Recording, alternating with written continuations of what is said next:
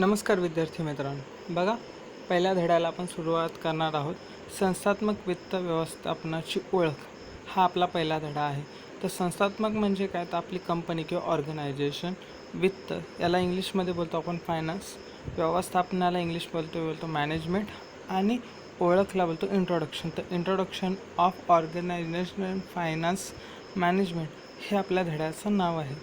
आता यामध्ये महत्त्वाचं काय, तर वित्त ही संकल्पना पैसे आणि पैशाचे व्यवस्थापन याच्याशी निगडीत आहे. म्हणजे काय, तर जे वित्त आहे याचा अर्थच मुळात आहे पैसा, बरोबर. म्हणजे जी काय आपण व्यवसायामध्ये जी काय गुंतवणूक करणार आहोत त्या पैशाला आपण बोलणार आहोत काय, वित्त. ठीक आहे. आणि याला वेगवेगळी नावंसुद्धा आहेत. तर भांडवल, निधी, वित्त आणि इंग्लिशमध्ये त्याला आपण फायनान्स बोलतो. या सगळ्या शब्दांचा अर्थ काय आहे, तर जे काय आपण व्यवसायामध्ये किंवा एखाद्या बिझनेसमध्ये जे काय पैसे गुंतवतो त्यालाच आपण ही वेगवेगळी नावं बोलतो. ठीक आहे. तर वित्त ही लक्षात आलं तुम्हाला. आता निधी पण म्हणजे काय, तर पैसाच किंवा वित्तच. तर निधीचे गमन आणि निर्गमन यांच्याशी संबंधित आहे. म्हणजे ही जी फायनान्शियल मॅनेजमेंटची जी कन्सेप्ट आहे ती काय करते, इनफ्लो आणि आउटफ्लो म्हणजे पैसे कसे व्यवसायामध्ये आपल्याला आणायचे आहेत आणि त्यांचा कशा योग्य पद्धतीने वापर करायचा हे लक्षात घ्या. आपला पूर्ण पुस्तक किंवा यावर्षीचं पूर्ण पोर्शन आपल्याला फक्त 2 कन्सेप्टशी रिलेटेड असणार आहे. How to collect that money and when you collect that money how to utilise that. कशा पद्धतीने आपल्याला व्यवसायाला लागणारे पैसे आणायचे आहेत आणि कशा पद्धतीने ते पैसे आल्यानंतर त्याचा वापर करायचा आहे, हेच तुम्हाला या पूर्ण पोर्शनमध्ये शिकवलं जाणार आहे. आता पुढे जाऊया. हेनरी फोर्ड यांच्यामध्ये काय आहे, व्याख्या बघा कशा पद्धतीने आहे. पैसा हा एक हात किंवा पाय आहे, एक तर आपण त्याचा वापर करा किंवा गमवा. आता तुम्ही विचार करा का किती डीपली तो सांगतोय का. म्हणजे जसं आपण बिना हातापायाच्या चालू शकत नाही, तशा पद्धतीने व्यवसाय चालवण्यासाठी सुद्धा तुम्हाला पैसेच लागणार आहेत. बिना पैशांच्या कुठलाही व्यवसाय होणार नाही आहे, बरोबर आहे. रिअलिस्टिकली तुम्हाला प्रत्येक गोष्ट या मॉडर्न युगामध्ये चालवण्यासाठी पैसे पाहिजेतच. तर त्यामुळं finance is an important part of your business. आता पुढे गेल्यानंतर व्यवसायात यश मिळवण्यासाठी पैसा किती आवश्यक आहे हे या व्याख्येने काय करता येतं, रेखांकित करता येतं. संस्थात्मक वित्त व्यवस्थेचा अर्थ काय, तर संस्थामध्ये म्हणजे कंपनी फायनान्समध्ये किंवा ऑर्गनायझेशनल फायनान्स मॅनेजमेंटमध्ये त्याचा काय इम्पॉर्टन्स आहे, तर संस्थात्मक वित्त व्यवस्था ही संकल्पना निधी उपलब्ध आणि योग्य नियोजन यांच्याशी संबंधित आहे. म्हणजे काय, तर तुम्हाला फायनान्शियल मॅनेजमेंट हेच शिकवणार आहे का तुम्हाला पैसे कसे व्यवसायात आणायचे आहेत किंवा कोणत्या मार्गाने आणायचे आहेत आणि त्यांचा वापर कशा पद्धतीने करायचा आहे. संस्थेच्या कार्यांनाच वित्तपुरवठा, भांडवल संरचना आणि गुंतवणुकीचा निर्णय यांच्याशी संबंधित असणार आहे. तर your financial management is an part of capital structuring, how to investment decisions, आणि त्याच्यानंतर वित्तपुरवठा कसा काय करणार आहोत त्याच्याशी संबंधित आहे. ठीक आहे. तर आता पुढे जाऊया. हेनरी हॉगलँडनी पण एक व्याख्या दिलेली आहे फायनान्शियल मॅनेजमेंटची. ती कशा पद्धतीने आहे ती बघा. संस्थात्मक वित्त व्यवस्था व्यावसायिक संस्थेने केलेले भांडवल संपादन आणि त्याचे निगमन विनियोग. म्हणजे भांडवल संपादन म्हणजे काय, कशा पद्धतीने आपण पैसे गोळा करणार. मी सांगितलं भांडवल याचा सुद्धा अर्थ काय आहे, तर व्यवसायात पैसे कसे गुंतवले जाणार आहेत आणि त्याचा विनियोग, त्याचा वापर कशा पद्धतीने करणार आहोत, या गोष्टींचा तिथं तुम्हाला ही गोष्ट कशा पद्धतीने हाताळली जाते याचा तुम्हाला फायनान्शियल मॅनेजमेंटमध्ये अभ्यास शिकवला जातो. आता संस्थात्मक वित्त व्यवस्थेमध्ये वित्तीय नियोजन, भांडवल बाजारपेठ, मुद्रा बाजार, भाग बाजार यांचा अभ्यास अंतर्भूत आहे. लक्षात घ्या, या सगळे जे काय शब्द दिलेत ना, याच्यावर प्रत्येक शब्दावरून तुम्हाला एक तर एक धडा आहे किंवा प्रत्येक धड्यामध्ये याबद्दलची माहिती तुम्हाला दिलेली आहे. तर हा भांडवली बाजार, मुद्रा बाजार आणि भाग बाजार याच्यासाठी तुमचे शेवटचे 2 धडे देऊन ठेवलेले आहेत. तर मे बी यावेळेला त्यांचं हे नाही बदललेला. मे बी शेवटी आहेत का सेंटरला आहेत. मागच्या वेळेला ते शेवटी 11वा आणि 12वा धडा होता. या वेळेला मला बघायला लागेल. आता भांडवल निर्मितीविषयी भांडवल याच्याशी समावेश यांचा समावेश आहे. म्हणजे संस्थात्मक वित्त व्यवस्थेमध्ये यावरच्या वित्तीय नियोजन, भांडवल बाजार, मुद्रा बाजार यांचा तर आहेच, पण त्याच्या जोडीला भांडवल निर्मिती कशी काय करायची, कसे पैसे आपल्याला जमवायचे आहेत, विदेशी भांडवल म्हणजे तुम्ही FDI कशा पद्धतीने व्यवसायामध्ये घेऊन याल, आणि त्यानंतर वित्तीय संस्था तसेच बँकांचाही याच्यामध्ये समावेश आहे. म्हणजे या सगळ्या गोष्टींचा कशा पद्धतीने तुम्ही वापर करणार आहेत. आता वित्तीय व्यवस्थापक काय करणार आहे, तुम्ही लक्षात घ्या. वित्तीय व्यवस्थापकाला तुम्ही तुमच्या वडिलांप्रमाणे समजा, बरोबर आहे. आणि मग पुढचं एक वाक्य वाचतो आणि तुम्ही समजून घ्या. संस्थेकडे पुरेशी व समाधानकारक वित्त व्यवस्था उपलब्ध आहे की नाही. जसं तुमचे वडील बघतात का बाबा माझ्या घरामध्ये योग्य पैसे आहेत की नाही माझ्या मुलांना सांभाळायला, सेम तशा पद्धतीने फायनान्शियल मॅनेजर पण काय करणार आहेत, तुमच्याकडे बिझनेस चालवण्यासाठी पैसे आहेत की नाही याचा तो काय करणार आहे, तो योग्य पुरवठा करणार आहे की त्याचा विचार करणार आहे. त्याच्यानंतर संस्था किमान मूल्य असलेले योग्य प्रकारच्या निधीचा वापर करते की नाही. आता समजा तुमच्या वडिलांकडे पैसे नाही आहेत, तुमची फी भरायची आहे, तर बँकेकडून लोन घेतला तर तुम्हाला लागतील समजा व्याज लागेल 4%, आणि सोनाराकडून व्याज घेतला तर तुम्हाला लागतील 10%. तर मग तुमचे वडील निर्णय घेतील का बाबा बँकेकडून घेतला तर आपल्याला कमी पैसे लागत आहेत, बरोबर आहे. तर तो अशा पद्धतीने आपल्याला किमान मूल्य कशा पद्धतीने म्हणजे कमीत कमी कशा पद्धतीने आपला व्याज जाईल याच्याकडे फायनान्शियल मॅनेजर काय करत असतो, विचार करत असतो ज्या वेळेला त्याला पैशांची गरज असते. संस्था उभा केलेल्या निधीचा योग्य वापर होतो की नाही. तुमच्यासाठी फी भरले तर तुम्ही शाळेमध्ये जाऊन किंवा कॉलेजमध्ये जाऊन नीट अभ्यास करता की नाही याच्याकडे लक्ष द्यायला पाहिजे का नाही. सेम तशा पद्धतीने फायनान्शियल मॅनेजर जे काय त्यांनी पैसे आणले त्याची गुंतवणूक ज्या ठिकाणी केले कोणत्याही व्यवसायामध्ये त्याच्याने प्रॉफिट होतो की नाही याचा तो काय करतो, अभ्यास करतो. त्याच्यानंतर पुढे संस्थेच्या मालकांना कमाल नफा निर्मितीचा प्रयत्न करत आहे. तो काय करतो का जे का जसं आता तुमच्या मोठ्या भावाला फार शिकवलं तर त्या वडिलांची अपेक्षा काय असेल का बाबा तो मोठा व्हावा, त्याला चांगली नोकरी मिळावी, तो चांगला पगार आपल्या घरामध्ये आणेल आणि आपल्याला सगळ्या सुखसुविधा देईल. तशा पद्धतीने फायनान्शियल मॅनेजर पण काय करतो, जे भागधारक आहेत, ज्यांनी व्यवसायामध्ये गुंतवणूक केली, ज्या मालकांनी आपल्याला पैसे दिलेत त्यांना जास्तीत जास्त फायदा मिळवून देण्याचा काय करतो, तो प्रयत्न करत असतो. ठीक आहे. तर हे पॉईंट लक्षात आल्यानंतर 2 पॉईंट आहेत. काय तर पहिला पॉईंट आहे आपला वित्तीय निश्चितीचा निर्णय घेणे. म्हणजे आता आपल्याला पैसे पाहिजेत व्यवसायामध्ये गुंतवण्यासाठी. मी सांगितल्याप्रमाणे काय सांगतो धडा आपल्याला, काय कुठून पैसे आपल्याला आणायचे आहेत आणि कुठे पैसे गुंतवायचे ते 2 निर्णय घ्यायचे आहेत ना. मग पहिला निर्णय पैसे येतील तेव्हा गुंतवू ना. मग त्यामुळं पहिले पैसे तर येऊ द्या, मग गुंतवायचे कुठे. मग पैसे येण्यासाठी वेगवेगळे मार्ग आहेत. लक्षात घ्या, हे जे वेगवेगळे मार्ग आहेत ना त्यांचेच तुम्हाला पुढे वेगवेगळे धडेसुद्धा आहेत.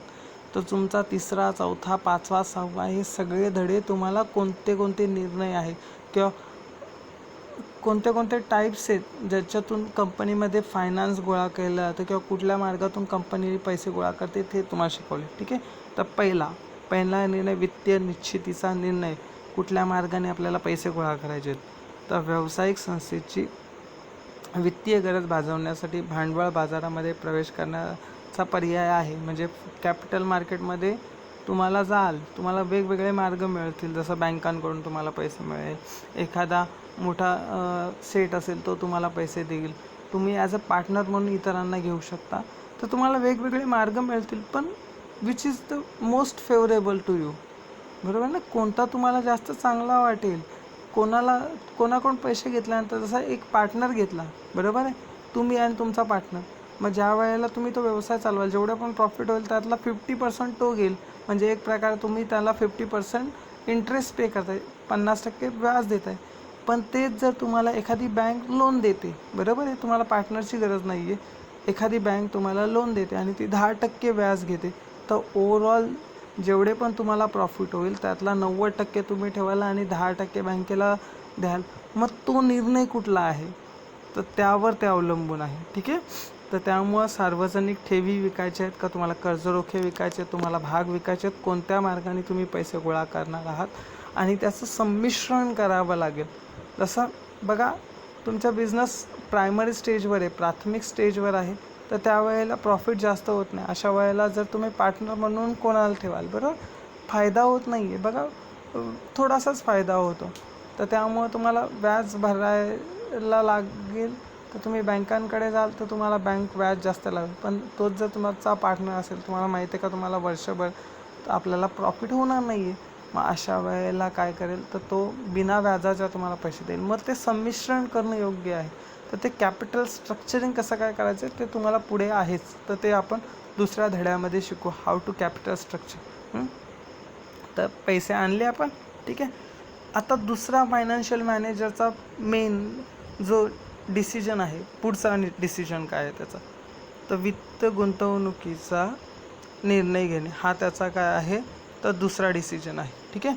तर व्यावसायिक संस्थेने जेव्हा भांडवल प्राप्त करण्याचा विविध पर्याय उपलब्ध होतात, तेव्हा वित्तीय व्यवस्थापक म्हणजे फायनान्शियल मॅनेजर पुढील निर्णय घेण्यासाठी सज्ज झाला बाबा. ठीक आहे. आता सज्ज होतो तो. आता हे निर्णय म्हणजे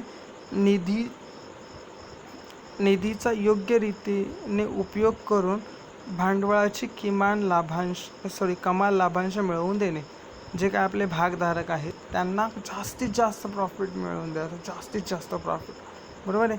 त्याच्यासाठी तो निर्णय केला. आता पैसे आले बाबा, आता पैसे आले तर आपले हे जे भागधारक आहेत आपल्या कंपनीचे ओनर, मालक आहेत, त्यांना कसे जास्तीत जास्त पैसे मिळवून देणे हेच त्याचं काम असतं. ठीक आहे. तर त्यानंतर याकरिता भांडवलाचं मूल्य विचारात गेलं. तसं आता याच्यासाठी एक उदाहरण बघा, एखादा गोडाऊनला कामाला जातो, त्याला 15,000 रुपये पगार आहे, बरोबर आहे. जर त्याला असं वाटलं का मी जर रिक्षा आणली, तर रिक्षा आणल्यानंतर मला रिक्षेसाठी 2 लाख रुपये लागते, 2 लाख रुपयाची गुंतवणूक केल्यानंतर तो असं अपेक्षा करेल का मित्रांनो, का माझा गोडाऊनला 15,000 रुपये पगार होता, तर रिक्षा आणेल तर मला 10,000 रुपये भेटेल? नाही ना. तर प्रत्येकाला अपेक्षा कशी असते, मी 2 लाख रुपये गुंतवतो तर माझ्या मागच्या कमाईपेक्षा जास्त पैसे मिळावे. तर ती काय आहे, जसा रिक्षावाल्याचा जर विचार केला तर तो दर महिन्याला 30-40 हजार रुपये कमवण्याचा प्रयत्न करतो, बरोबर आहे. तेच जर तुम्ही एखादा मोठा बिल्डर बघाल तर त्याची अपेक्षा काय असते, की मी महिन्याला 1 लाख रुपये कमवावे. तर मग आपले जे मालक आहेत त्यांची काय अपेक्षा आहे, व्यवसायातून किती पैसे त्याला मिळवायचे आहेत त्याचा तो विचार करत असतो. यालाच बोलतो भांडवलाचे मूल्य. लक्षात आलं तुम्हाला. आता पुढे एकदा हे भांडवलाचं मूल्य लक्षात आलं का, मग कोणत्या मार्गामध्ये आपण पैसे गुंतवल्यानंतर मला त्या पैशांवर जास्तीत जास्त नफा मिळेल हा निर्णय घेण्यासाठी सज्ज होतो, बरोबर आहे. यालाच आपण बोलतो गुंतवणुकीचा निर्णय म्हणजे इन्व्हेस्टमेंट डिसिजन. ठीक आहे. तर आणि यालाच आणखीन एक शब्दसुद्धा आहे, भांडवल अर्थसंकल्प. ठीक आहे. आता मग हे 2 शिकले का, भांडवल जे वित्तीय फायनान्शियल मॅनेजमेंट कशा पद्धतीने केलं जातं, त्याचं इम्पॉर्टन्स काय आहे ते पण समजून घेऊया. ठीक आहे. तर संस्थात्मक वित्त व्यवस्थेचे महत्त्व काय काय आहे ते पहिला आहे निर्णय प्रक्रियेत मदत करणे. ठीक आहे. आता बघा, मी मगाचा जो रिक्षावाल्याचा उदाहरण आहे ना तोच तुमच्याकडे आणतो. ठीक आहे. आता बघा, तो रिक्षावाला आहे, तुम्हाला स्वतःला ठेवा. बघा, ज्या वेळेला तुम्ही स्वतः तिथे बसाल ना ते रिक्षावाल्याच्या ठिकाणी, बरोबर आहे, किंवा कोणताही डिसिजन, कोणताही एखादा व्यवसाय तुमच्या डोळ्यासमोर ठेवा आणि तिथे मग तुम्ही विचार करायला सुरुवात करा, तेव्हा तुम्हाला ना अभ्यास करायला छानशी अशी मजा येईल. हां, तर चला आता मी रिक्षावाला बनलो आहे, तर तुम्हाला काय बनायचं आहे ते तुम्ही बना. ठीक आहे. आता पहिला निर्णय प्रक्रियेत मदत करणं. आता मी रिक्षावाला आहे, माझ्याकडे 4 गिरायकं आली, बरोबर आहे. आता मग मी 4 गिरायकं आल्यानंतर एक बोलतो का माझ्याकडे 10 माणसं आहेत, या 10 माणसांना मला न्यायचं आहे भिवंडीला, हां मी तुला 1000 रुपये देईन. पण रिक्षेमध्ये 10 माणसं तर बसत नाही, बरोबर आहे का नाही. आणि एक माणूस आहे, तो बोलतो मला इथून शहापूरला जायचं आहे, माझ्याकडे 4 माणसं आहेत, मी तुला 1000 रुपये देईन. मग आता तुम्ही निर्णय घ्याल ना कुठे जायचं आहे तुम्हाला, बरोबर, वेगवेगळे आहेत. तर तुमच्याकडे डिसिजन आलं बघा का मला इथून शहापूरला गेलो तर मला 1000 रुपये मिळतील. पण आणखीन एक माणूस आला, तो बोलला का बघ मी तुला 500 रुपये देईन, इथून वाफाळ्याला जायचं आहे, माझं 2 गोणी सिमेंट पाठवायचं आहे. तर बघा किती इंटरेस्टिंगली आपल्याकडे एक पर्याय आला का मला 5 मिनटात मी किंवा 10 मिनटात इथून पडक्यातून मी वाफाळ्याला जाईन, मला 500 रुपये लगेचच्या लगेच मिळतील, बरोबर आहे का नाही. मग ते तुमच्याकडे किती पैसे आहेत त्याच्या हिशोबाने मग तो निर्णय पण घेता येतो. तर तशा पद्धतीने फायनान्शियल मॅनेजर काय करतो का त्याच्याकडे किती निधी उपलब्ध आहे आणि कसा जास्तीत जास्त नफा कमवता येईल या उद्देशाने तो कसा तर निर्णय घेण्यासाठी मदत होते. आता या सगळ्यांसाठी पैशांची गरज आहे, लक्षात घ्या. जर त्याच्याकडे रिक्षा असती तरच तो हे सगळ्या निर्णय घेऊ शकला असता. तर त्यामुळं पैसे आहेत तर आर्थिक व्यवहार होतील आणि मग अशा वेळेला याला हिरवा कंदील आपल्याला दाखवता येतो. पुढचं आहे प्रकल्पासाठी भांडवल उभारणी करणे. आता कोणताही, आता बघा मी तुम्हाला सांगितल्यानंतर का बाबा एकाला मला सोडायचं शहापूरला, एकाला सोडायचं भिवंडीला, पण माझ्या रिक्षेमध्ये पेट्रोल नसेल तर जाऊ का तिकडे? नाही जाणार ना. तर त्यामुळं कोणता पण आपला प्रकल्प आहे त्याच्यासाठी भांडवल उभारणी कुठून करायची, तर त्यासाठी वेगवेगळे मार्ग आहेत. जसं मी कर्ज रोखे विकेन, मी बंधपत्र विकेन, मी भाग विकेन, जसं मी शेअर्स विकेन, मी डिबेंचर्स विकेन, नाहीतर मी बँकेकडून पैसे गोळा करेन. तर मी कुठल्या मार्गातून पैसे गोळा केल्यानंतर मला त्याच्यातून मला कमी व्याज द्यावा लागेल. जसं एक बँके मला 10% व्याज सांगते, एक सांगते मला 8% व्याज. तर त्यामध्ये तुम्हाला लक्षात आलं ना का ज्याच्यात 8% व्याज आहे तिथून मी हे करेन, पैसे गोळा करेन. तर त्यामुळं कोणत्या याच्यातून आपल्याला प्रकल्पातून भांडवल उभारणी, लक्षात घ्या भांडवल कॅपिटल म्हणजेच पैसा. तर पैसे कुठून उपलब्ध करून देतील याचा तो काय करतो, निर्णयास काय करतो, तो मदत होतो फायनान्शियल मॅनेजमेंटमुळे. त्याच्यानंतर संशोधन आणि विकास कार्यास मदत. याच्यासाठी मी तुम्हाला छानसे एक इमेज आणले बघा. तर पहिले जर एखादा बिझनेसमन नवीन नवीन प्रकल्पांसाठी पैसेच दिले नाही त्यांनी फायनान्शियल मॅनेजरनी, तर सांगा का तुमचा बिझनेस पुढे जाईल का? नाही. जसं जुन्या काळामध्ये टी व्ही होती, छोटी black and white T V होती, त्याच्यानंतर बघा कलर टी व्ही झाली, त्याच्यानंतर फ्लॅट बॉटम टी व्ही झाली, त्याच्यानंतर LEDs झाल्या. तर दीज आर द इव्हॉल्युशन. तर इव्हॉल्युशनसाठी आपल्याला इनोव्हेशन करण्यासाठी, संशोधन करण्यासाठी पैसे पे करायला लागतात. तर त्यामुळं जसा कालावधी बदलतो, जसा तांत्रिक बाजू बदलतात, तशा पद्धतीने आपल्याला त्याच्यामध्ये गुंतवणूक करण्यासाठी फायनान्शियल प्लॅनिंग करून आपण आपल्या प्रॉफिटमधला काहीसा भाग बाजूला काढून ठेवू, त्यावेळेला या गोष्टी पॉसिबल आहे. तर त्यामुळं financial management is an important thing. त्याच्यानंतर व्यवसाय सुरळीत चालण्यासाठी मदत. तुमच्याकडे पैसे आहेत तर तुमचा निर्णय. आता तुमच्या घरी बघा, आपल्या घरी काही जणांच्या घरी जर 50,000 रुपये येतात तर त्यावेळेला छानपैकी प्रत्येकाला चांगला मोबाईल घ्याल, चांगल्या पद्धतीने कपडे घ्याल, या सगळ्या गोष्टी कशा काय पॉसिबल आहेत. If you have the sufficient money, sufficient finance असेल then it may be possible. तर त्याप्रमाणेच इकडे आपल्याकडे जर पैसे चांगले असतील, जसं इथं दाखवल्याप्रमाणे हातात पैसे आहेत तर काही पण करू शकतो, बरोबर आहे का नाही. तर त्यामुळं निधीचा ओघ सुरळीत असेल तर कर्मचाऱ्यांना पगार देता येईल, कर्ज रोख्यांचे पैसे भरता येतील, त्यांना व्याज देता येईल, बरोबर आहे. त्याच्यानंतर सेल्स प्रमोशन करता येईल. जसं मोठ्या मोठ्या कंपन्या असतात, मोठ्या मोठ्या बॅनर लावतात, बारकी कंपनी लावते का? नाही लावत का? तर त्यांच्याकडे पैसे आहेत तर ना. तर हे पॉसिबिलिटीज कशामुळे आहे, तर फायनान्शियल मॅनेजमेंट प्रॉपर केलं म्हणून. पुढे विविध व्यवसाय कार्यांमध्ये समन्वय साधणे. आता हे काय आहे तर बघा, एका कंपनीमध्ये एकच गोष्ट नसते. प्रोडक्शन आहे, सेल्स आहे, त्याच्यानंतर परचेसेस आहेत, म्हणजे वस्तू खरेदी करणे, वस्तूवर प्रक्रिया करणे, या सगळ्या गोष्टी आहेत. तर त्यांच्यावर तुम्हाला प्रत्येक याच्यावर योग्य पद्धतीने तुम्ही असं नाही सांगू शकत का मी तुला पैसे या वस्तू विकत घ्यायला, कच्चा माल विकत घेण्यासाठी माझ्याकडे पैसे नाही असा बोलला जर फायनान्शियल मॅनेजर तर चालेल का? नाही ना. तर प्रत्येक ठिकाणी आपल्याला पैसे पुरवावे लागतील. मग त्यामुळं ते समन्वय साधण्यासाठी फायनान्शियल मॅनेजमेंट करणं. जसं इथे काय फायनान्शियल मॅनेजमेंट काय करतो, पैसे कुठून येतील आणि कुठे आपल्याला योग्य पद्धतीने पुरवायचे आहेत तेव्हाच तो हे चालेल ना. तर त्यामुळं एखाद्या ठिकाणी 1,00,000ची गरज आहे, तर त्याप्रमाणे फायनान्शियल मॅनेजमेंट 1,00,000 रुपये कुठून मला स्वस्त दरात व्याजात ते पैसे मिळतील त्याचा तो निर्णय घेतो. तर त्यामुळं तो समन्वय साधत असतो.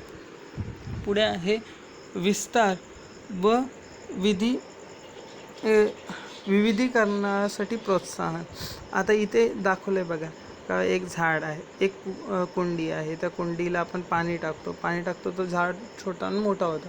आता जसा एखाद्याचा बारका पहिले घर होता, तर तो काय विचार करेल, बाबा माझा घर कसा झाला पाहिजे, माझ्या घराला प्लॅस्टर लागला पाहिजे.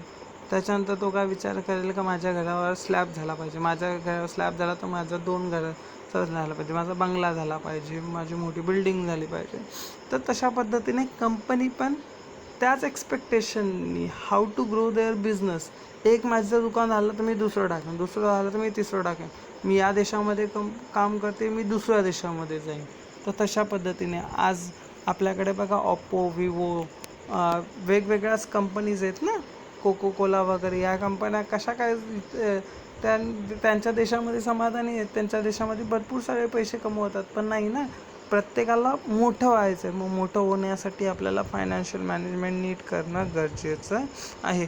आधुनिक तंत्रज्ञानाचा तुम्ही वापर कराल तर त्याच्याने आपण विविधीकरण म्हणजे बघा एखादा वेगळा प्रोडक्ट आला. जसं आता मोबाईलमध्ये सध्या प्रत्येक तुम्ही 3-4 वर्षापूर्वीचा अँड्रॉइड मोबाईल घ्याल तरी पण चांगल्या पद्धतीने काम करतो. पण आता काय करतात कंपन्या, बाबा आमच्याकडे कसं आहे, आमच्या मोबाईलमध्ये बेझलच नाही आहे, आजूबाजूला काही जागाच नाही आणि आमचा कॅमेरा त्या कॅमेरासाठी आम्ही एक छोटासा स्क्रीनमध्ये होल केला आहे. आता होल केलेला असो किंवा तो वरती असो, काम तर एकच करणार आहे. पण त्या वेगळेपणामुळं आपण त्याच्यावर आकर्षित होतो आणि तो आपण मोबाईल वापरतो.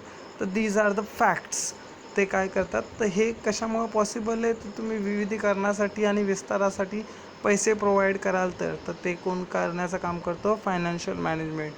त्याच्यानंतर व्यवसायात जोखीम हाताळणे. आता वेगवेगळे प्रसंग येतात बघा, इथं दिलेले आहे आपल्याला का व्यावसायिक जोखीम आहेत. जसं विक्रीमध्ये घट झाली. आज बघा चायनाच्या काही कंपन्या आहेत, त्यांना आपण चायना बायकॉट केलं, टिकटॉक बॅन झाला. तर टिकटॉक बॅन झाल्यामुळं आता मे बी 1 वर्षामध्ये त्यांचा जो प्रॉफिट आहे तो 40% कमी झाला. मग अशा वेळेला त्यांचा सेल कमी झाला तर प्रॉफिट कमी झाला. तर अचानकली कंपनीतले जे कामगार आहेत त्यांना पगार कसा काय द्यायचा. तर त्याच्यासाठी फायनान्शियल प्लॅनिंग जर प्रॉपर असेल, काही पैसे बाजूला काढून ठेवले असतील तर त्या सगळ्या गोष्टी करता येतील. एखादा निसर्ग आता जसा मोठा मागे निसर्ग वादळ आलेला, तर त्यामुळं आणि आता कोरोना व्हायरसचा क्रायसिस घ्या बघा. तर यामध्ये बिझनेसेस 3-3, 4-4 महिने बंद होते. तर ते कशा पद्धतीने प्रॉफिट गेन करतील. तर मग अशासाठी जर आपल्याकडे प्रॉपर प्लॅनिंग असेल, बरोबर आहे, फायनान्शियल प्लॅनिंग आपलं प्रॉपर असेल तर आपण काम करणार आहे. तर त्यामुळे आपल्याला फायनान्शियल प्लॅनिंग काय असतं इम्पॉर्टंट आहे. वित्तीय व्यवस्थापनाचं हे महत्त्व आहे. जुन्या मालमत्ता बदलणे. तुमच्या घरातली जी खोक्यावाली TV होती बदलून LCD झाली ना, ती कशामुळे झाली, तुम्ही प्रॉपर फायनान्शियल प्लॅनिंग केला, तुमच्या वडिलांनी थोडेसे पैसे बाजूला काढले म्हणून. तर ह्या गोष्टी सेम बिझनेसमध्ये पण होतात का आपली जुनी इक्विपमेंट आहेत, आपली जुनी मशीन्स आहेत, त्या रिप्लेस केल्या जातात नवीन मशीननी. तर त्याच्यासाठी आपल्याला कुठून पैसे येतील, तर त्या जसं आपल्या घराचा विचार केला तर क्रेडिट कार्डनी हप्त्यावर आपण वस्तू घेतो. तशा पद्धतीने कंपनी पण काय करते, बँकांकडून लोन घेते किंवा नवीन शेअर्स विकते. तर त्याच्यातून ते पैसे अर्न केले जातात आणि मग त्याची गुंतवणूक नवीन ॲसेट्समध्ये केली जाते. लाभांश व्याज देण्यासाठी मदत. याच्यासाठी एक पर्टिक्युलरली इमेज मी काढली बघा. आता व्याज आणि लाभांश काय आहे, तर कंपनीमध्ये इथे तुम्हाला दिसतं बघा प्रॉफिट झाला आहे, बरोबर, एवढा कंपनीमध्ये प्रॉफिट झाला. तर त्यातला काहीसा भाग आपल्या ज्यांनी कंपनीमध्ये गुंतवणूक केली ना, हे जे शेअर होल्डर्स आहेत यांना दिला जातो. तर त्यामुळं अशा पद्धतीने प्रॉफिट काय केला जातो, तर शेअर होल्डर्सला दिला जातो. याच्यासाठी आपल्याकडे धडा आहे, ठीक आहे. तर पर्टिक्युलरली लाभांशविषयी किंवा लाभांश धोरण याच्यासाठी धडा आहे. तो धड्यांमध्ये मी तुम्हाला जास्त चांगल्या पद्धतीने विविध कर आणि शुल्क भरण्यासाठी. तर कंपनीला वेगवेगळे टॅक्सेस लागतात. माझी जी किया सेल्टॉस गाडी आहे ना, ती 16 लाख रुपयाची गाडी आहे, तिला जवळजवळ 6 लाख रुपये इन्कम टॅक्स लागला. तर त्यामुळं इन्कम टॅक्स पे करण्यासाठी पैसे असतील तर ना, मग कंपनी काय करते का जी काय वस्तू विकते त्याच्यावर जो काही टॅक्स असेल तो टॅक्स पे करण्यासाठी पैसे असतील तर कंपनी ती वस्तू विकू शकते. तर दीज आर द फॅक्ट्स. तर अशा पद्धतीने हे आपले सगळे मुद्दे होते कशाचे, वित्त व्यवस्थापनाचे महत्त्व किंवा संस्थात्मक वित्त व्यवस्थापनाचे जे महत्त्व होते, हे 10 महत्त्व मी तुम्हाला सांगितले. हा लेक्चर फार मोठा आला, 25 मिनटं झाला. शमायला ॲक्च्युली किती मिनटाचा व्हायला पाहिजे होता, 15 मिनटाचा. पण बघा मी ट्राय करतो जास्तीत जास्त एक्सप्लेन करायचा, अदरवाईज हा लेक्चर शॉर्ट करून मी 10 मिनटाचा पण करू शकलो असतो. तर हा पहिला आपला व्हिडिओ आहे. कमेंट करा का तुम्हाला त्याच्यामध्ये काय इम्प्रूव्हायझेशन पाहिजे.